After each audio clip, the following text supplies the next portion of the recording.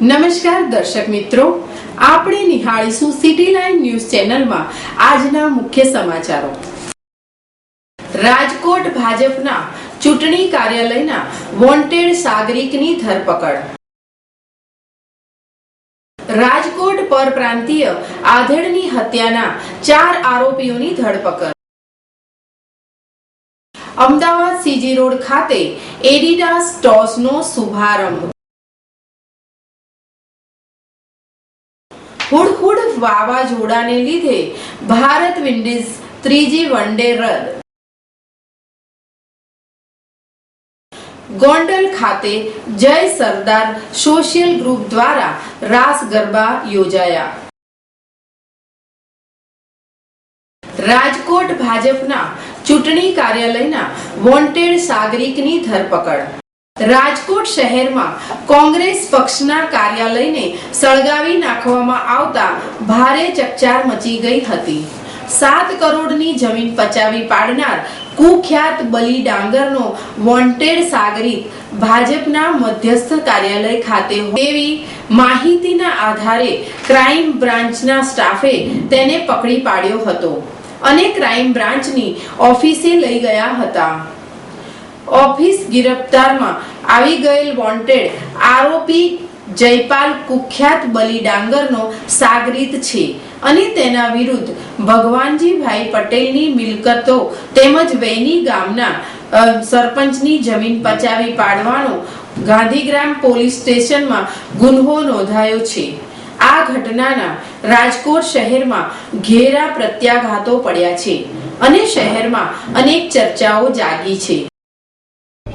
ગોવિંદભાઈ ભગવાનજીભાઈ પટેલ જે રાજકોટના રહેવાસી છે, તેમના માધવ વાટિકામાં લીંબુડીવાદી વિસ્તારની અંદર 3 ફ્લેટો આવેલા છે, જે જયપાલસિંહ તથા બલી ડાંગરને એની ગેંગોએ દબાવેલા હતા, જે વિરુદ્ધની આજે અરજી મળતા અને બીજો અગાઉ પણ તેમના વિરુદ્ધ ગાંધીગ્રામ પોલીસ સ્ટેશનની અંદર ફર્સ્ટ 262/14 મુજબનો વેજા ગામના સરપંચની જમીન દબાવવાનો ગુનો દાખલ થયેલો, જેમાં વોન્ટેડ હોય અને ઘણા સમયથી આ લોકોનો રાજકોટમાં જમીન દબાવવાનું, મકાન પચાવી પાડવાનો ધંધો ચાલતો હોય, ગોરખ ધંધો રસ્તામાં મધ્યસ્થ ભાજપ કાર્યાલય પાસે મળી આવે, જ્યાંથી અમે એમને અટકાયત કરી અને ડીસપી પોલીસ સ્ટેશન લાવેલ છે અને ભાજપ કાર્યાલયની બહાર ખુરશી ઉપર બેઠેલા હતા, જે અમારા પોલીસ સ્ટાફના માણસોએ ઓળખી બતાવેલ કે આ છે, જેથી એમને લાવેલા।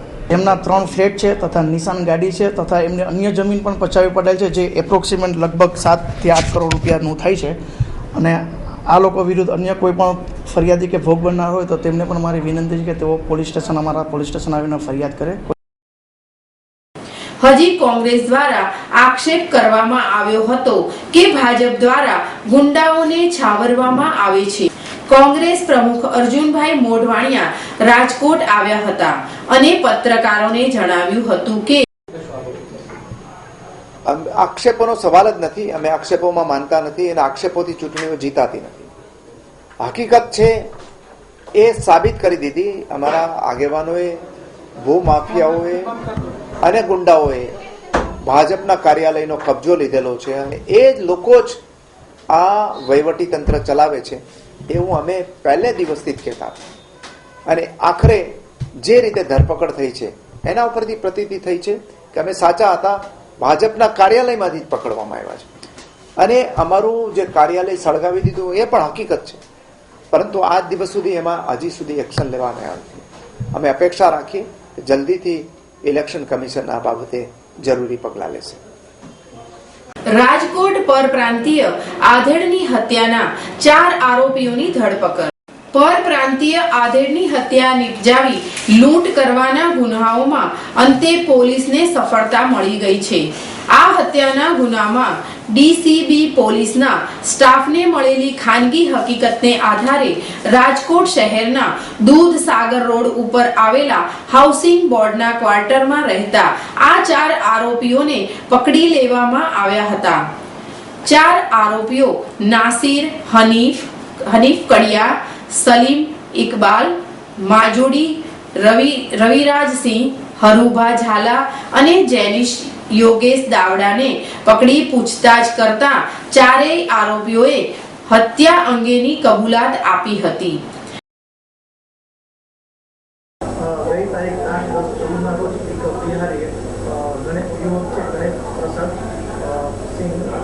ભાઈની હત્યા થયેલી સાથે લૂંટફાટ થયેલી એ બનાવ અને તમારે થોડા પોલીસ સ્ટેશન જે બાતમીના આધારે 4 ઇસમોને અમે અટકાયત કરી પૂછપરછ કરતા તેઓ જે બનાવ બહાર છે સોરઠિયાવાડીની આસપાસ ગરબી જોવા ગયે એ ગરબીને પરત આવતા હતા તે દરમિયાન બનાવવાળી જગ્યાએ પૈસા અવધારું હોય પૈસા ઉતારવા માટે રોકાયેલા જે દરમિયાન ત્યાં 5 થી 6 ઇસમો અંદરો ઝઘડો કરતા એવી હાલતમાં જણાતા આ લોકો જે જોવા ગયે અને ત્યાં લોકોએ ગાળો આપી અને કાઢવાનો પ્રયત્ન કરે અને સામેવાળાને મારે તેમાં જે આરોપી પકડાય છે એમાં એક જણાને પણ બીજા થયેલ છે ચાકુ વાગેલું જણાવે છે જે જોઈ અન્ય 2 ઇસમો ભાગી ગયે એને છોડવા આવતા એમના હાથમાં એક છરી રોકવાનો પ્રયત્ન કરે છે તેમના હાથમાં વાગેલા અને છરી બચાવવા માટે પ્રયત્ન કરતા જે યુવક છે ગણેશ પ્રસાદ ભાગી જતા એ મરણ થયું એમાં અત્યારનો ગુનો દાખલ કરે આરોપી ચૌદા કરતા હોય જેમને આ દિવસ પહેલા કદાચ કોઈ 4 આરોપી છે કોરાળ પોલીસ સ્ટેશન તપાસ કરતી હોય અટક કરી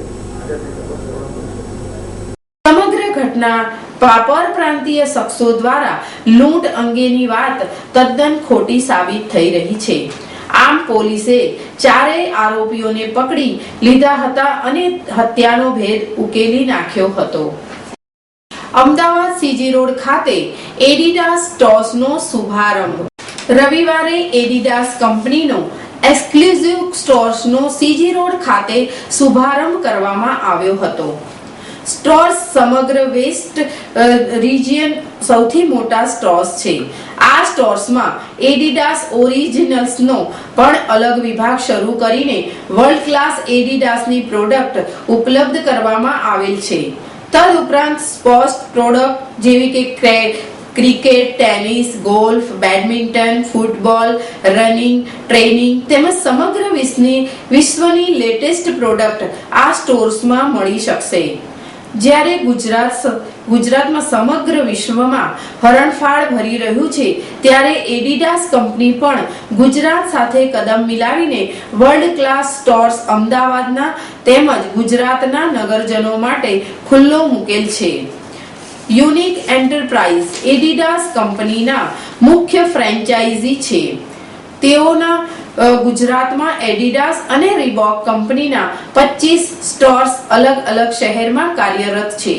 આ ઉપરાંત યુનિક એન્ટરપ્રાઇઝ ખેલ પ્રેમીઓ અને ગુજરાતના લોકો માટે ફિટનેસ એક્સપર્ટ અને ફિઝિયોથેરાપિસ્ટ ની સેવા અને માર્ગદર્શન વિના મૂલ્યે પૂરી પાડે છે, જેથી રમત પ્રેમીઓ તેમની કાબેલિયત સારી રીતે પુરવાર કરી શકે અને યોગ્ય પ્રોડક્ટ યોગ્ય રમત માટે ખરીદી શકે એમ યુનિક એન્ટરપ્રાઇઝના મેનેજિંગ ડિરેક્ટર પાર્ટનર યાસીન બંગલાવાલાએ જણાવ્યું હતું. હા, અમે લોકો unique enterprise basically from Palanpur. અમારા ગુજરાતના અંદર એડિડાસ અને રીબોકના 25 સ્ટોર છે અને એ સ્ટોર્સમાં એક આખા ગુજરાતનો બિગેસ્ટ સ્ટોર આઇકોનિક સ્ટોર અમે અમદાવાદમાં સીજી રોડ ખાતે આજે શરૂ કરી રહ્યા. આઇકોનિક સ્ટોરની ખાસિયત છે એના અંદર ખાસો મોટો વર્ક સ્પેસ હોય છે. તો એના અંદર જે વર્લ્ડના અંદર જે પહેલું લોન્ચ થાય એ અમદાવાદના આ આઇકોનિક સ્ટોર્સના અંદર લોન્ચિંગ થતું હોય છે અને વર્લ્ડ ક્લાસ પ્રોડક્ટ જેવી કે એડિડાસ ઓરિજિનલ્સ અને તમામ સ્પોર્ટ્સની પ્રોડક્ટ અહીંયા ઇઝીલી અવેલેબલ થઈ જશે. સીજી રોડ એ આખા ગુજરાતનો એક ખૂબ જ જબરજસ્ત હાઈ સ્ટ્રીટ છે અને આખા ગુજરાતના જે આઇકોનિક સ્ટોર્સ છે એ મોટાભાગના સીજી રોડ ઉપર જ છે. તો એના માટે અમે સીજી રોડ સિલેક્ટ કર્યું. હા, અત્યારે અમારા એક્સક્લુઝિવ સ્ટોર્સમાં ડિસ્કાઉન્ટ નથી હોતું પણ અમારા ફેક્ટરી આઉટલેટ્સ કાર્યરત છે. ગુજરાતમાં અમારા 4 ફેક્ટરી આઉટલેટ્સ છે. એમાં શિવરંગની ખાતે અમારું એડિડાસનું ફેક્ટરી આઉટલેટ છે.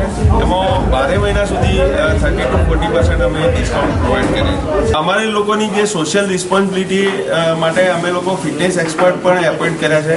ઇવન ફિઝિયોથેરાપિસ્ટની પણ અમારી જોડે ટીમ છે અને જે સ્ટેટ લેવલે છોકરાઓ જે રમવા જાય છે દરેક સ્પોર્ટ્સની અંદર અને એના અંદર અમારી જોડે જે પણ પ્રોડક્ટ અવેલેબલ છે એ અમે એ લોકોને પ્રોવાઈડ કરીશું અને અમારી જે સમાજ પ્રત્યેનું અમે અમારું કાર્ય કરીશું. આજે અમદાવાદમાં એડિડાસના લગભગ 8 શોરૂમ છે. ગુજરાતની અંદર ઓલ ઓવર 25 થી 26 જેટલા એડિડાસના શોરૂમ છે. ખાસ કરીને જ્યારે અમદાવાદ ભારતનું એક હબ એટલે કે ઇન્ટરનેશનલ હબ બન્યું છે, ત્યારે દેશ વિદેશના ખૂબ લોકો અમદાવાદમાં પ્રવાસ માટે આવતા હોય છે અને એ લોકોનું એક કુતૂહલ હોય છે કે અમદાવાદની અંદર શું છે એ જોવા માટે એ લોકો જ્યારે સીજી રોડ ઉપર છે, આશ્રમ રોડ ઉપર છે, એવા ઘણા બધા સ્થળો છે, સાબરમતી રિવરફ્રન્ટ, કાંકરિયા, આવા અનેક સ્થળોની મુલાકાત લે છે. સાથે સાથે આવા એડિડાસ જેવા શોરૂમના જ્યારે આટલા સરસ ઇન્ટરનેશનલ લેવલના શોરૂમ બન્યા છે ત્યારે આની પણ અવશ્ય મુલાકાત લેતા હોય છે. અને હું માનું છું કે ચોક્કસથી આ જે ઓનર છે એ લોકો ખૂબ જ યશસ્વી નીવડશે અને ખૂબ લોકો આની મુલાકાત કરશે.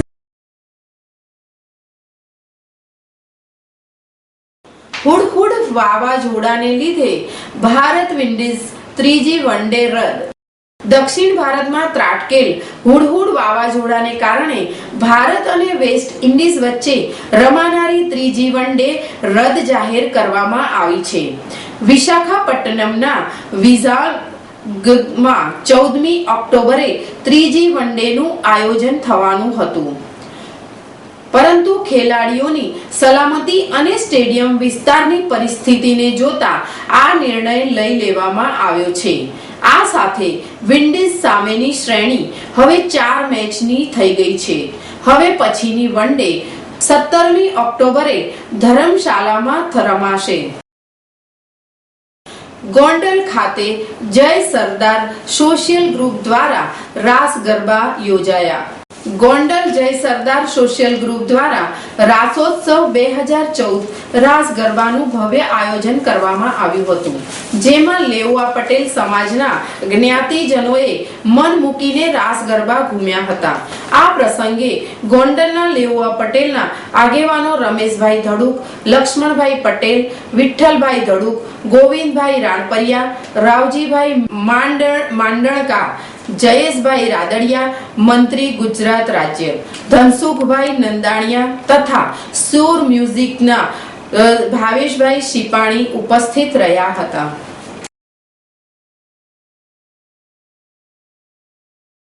આપ નિહાળતા રહો સિટી લાઇન ન્યૂઝ ચેનલ. આ હતા આજના મુખ્ય સમાચારો.